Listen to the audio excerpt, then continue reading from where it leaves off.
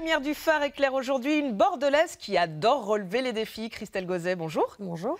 Plein phare sur le premier défi relevé il y a 10 ans. Koh-Lanta, yeah, yeah, yeah. Vous avez remporté ce jeu télévisé de survie en 2008. Comment vous avez survécu à cette victoire ? J'ai plutôt bien survécu puisque j'ai gagné Koh-Lanta en 2008, mais j'ai surtout gagné en confiance sur moi-même. Ça vous a aidé pour la suite de votre parcours ? Ça m'a permis de vouloir faire de plus en plus de défis et de continuer sur cette ligne-là, tout simplement. Ça change la vie de partir comme ça, 40 jours aux Philippines, en mode survie ? Ça change la vie puisqu'on se déconnecte de la vie du quotidien et ça fait du bien. Et on se recentre sur les besoins les plus importants. Manger, être bien, besoin d'appartenance à un groupe. Et à Koh-Lanta, le problème, c'est la solidarité qui n'est pas, puisqu'il y a beaucoup de stratégies. C'est faux, parce que c'est un jeu quand même. Voilà, c'est un jeu. C'est ça qui m'a le plus manqué. Et au final, maintenant, je fais d'autres choses qui me rapprochent des gens.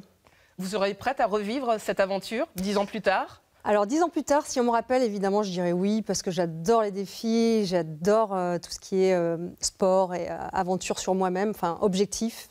Donc je dirais oui, me dépasser, voilà, tout simplement, mais par rapport à moi-même, pas par rapport aux autres. D'accord.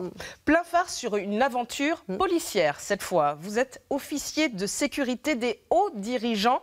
On vous voit sur un fil. Un métier où les femmes sont rares. Pourquoi avoir cherché à relever ce défi ? Je pense que j'ai toujours recherché à montrer aux hommes que j'étais capable de faire aussi bien qu'eux. Et c'est pour cette raison que j'ai voulu être à la protection des personnalités, qui est plutôt un métier d'homme. Et en règle générale, métier de flic, métier d'homme, mais plus particulièrement ce service. Et ce service, en plus, il y a des épreuves pour y rentrer qui ressemblent d'ailleurs à Koh-Lanta. Il y a oui, c'est ça. Parcours du combattant. C'est des épreuves qui ressemblent à Koh-Lanta, qui sont difficiles, que j'ai réussi, et j'en suis fière. Et aujourd'hui, vous continuez à protéger les hauts dirigeants ? Depuis maintenant un mois, je suis en disponibilité. Environ un mois, je suis en disponibilité de la police pour faire ma deuxième partie de vie, c'est-à-dire organisatrice de raids sportifs. Eh bien, on y vient justement, plein phare sur des défis dont vous êtes complètement raide. Il faut être complètement raide pour être... On est où là, à la neige ? On est à la neige, là, on est dans les Alpes. Donc vous faites des raids depuis Koh-Lanta. C'est Koh-Lanta qui vous a donné ce virus pour les raids comme ça, aux quatre coins du monde ? Depuis que j'ai gagné Koh-Lanta, je me suis dit que j'étais capable de faire de grandes choses. Et après Koh-Lanta, j'ai fait le raid Amazon, qui est un raid féminin au bout du monde. Et je me suis dépassée et je me suis encore prouvé que j'étais capable. C'est pas que de la course, hein. Course, c'est les VTT, canoë, un peu de tout, en équipe. Et du coup, j'ai eu envie de continuer sur ce chemin-là, parce que ça fait de nous des femmes fortes dans la vie. Et donc, ça fait 10 ans que vous participez à des raids. Et depuis 2017, vous avez décidé d'organiser vos propres raids. Plein phare sur des raids défis d'ailes. Ça se passe sur le bassin d'Arcachon. Comment est venue cette idée de vouloir organiser, de passer de l'autre côté finalement ? Alors je suis passée de l'autre côté, mais j'ai toujours aimé fédérer les gens autour de moi, donc organiser des petits événements. Et là, je me suis dit, pourquoi pas faire découvrir le bassin d'Arcachon au travers du sport, mon endroit. C'est chez vous, parce que c'est chez moi. Vous êtes née à Bordeaux, vous avez... Je suis née à Bordeaux, j'ai vécu au bassin d'Arcachon et j'ai eu envie de faire partager mon si joli coin au travers de ma passion qui était le raid, les raids sportifs. Et donc là, toutes les filles qui sont là, les trois quarts, je les connais, elles m'ont suivie quand j'ai voulu organiser ce raid. Et vous courez pour la bonne cause ? Et en plus de ça, également, je cours pas pour que le dépassement de soi. Non, on soutient la prévention du cancer du sein, Keep a Breast, donc qui apprend aux femmes à s'autopalper pour réduire les risques de cancer du sein. D'accord. Donc ça s'appelle Keep a Breast et le slogan c'est I love boobies, j'aime mes seins. Il faut savoir qu'il y a un tiers des femmes qui ne pratiquent pas l'autopalpation et une femme sur 8 sera atteinte d'un cancer du sein. Donc, et plus les femmes sont jeunes, plus les femmes jeunes ont des cancers du sein, plus la mortalité est élevée. Donc c'est important. Donc ces raids servent aussi à faire connaître cette lutte. Vous en êtes à la deuxième édition. Comment ça s'organise tout ça ? Vous avez combien de participantes ?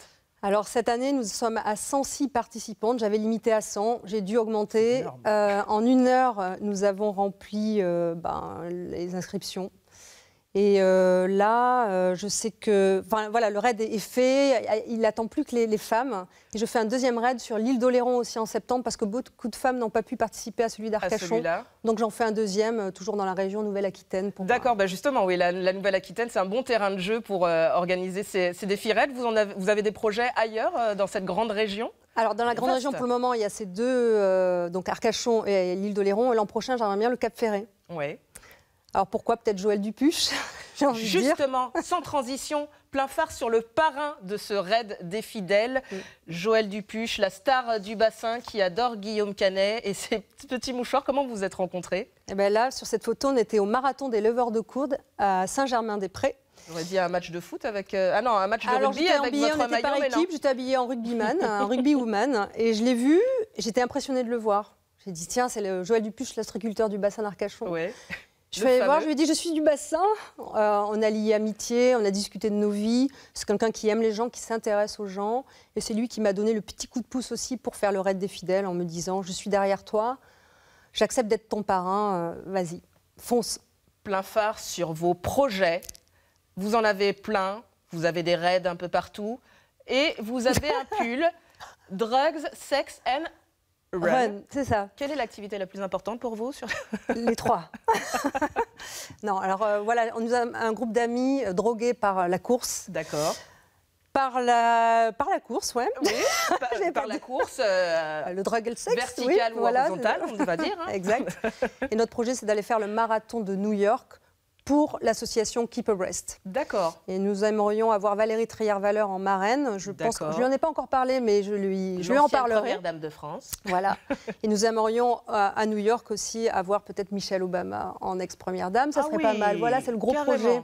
On est comme ça, nous. Non, c'est beau. En 5 secondes, il vous reste 5 secondes pour nous dire plein phare sur un objet qui vous est cher ou plutôt une action. Enfin, le t-shirt I Love Boobies de l'association Keep Abreast. Parfait. Merci beaucoup, Christelle Gauzet, d'avoir mis au défi le phare. Il l'a relevé et c'est irrévocable. À plus phare.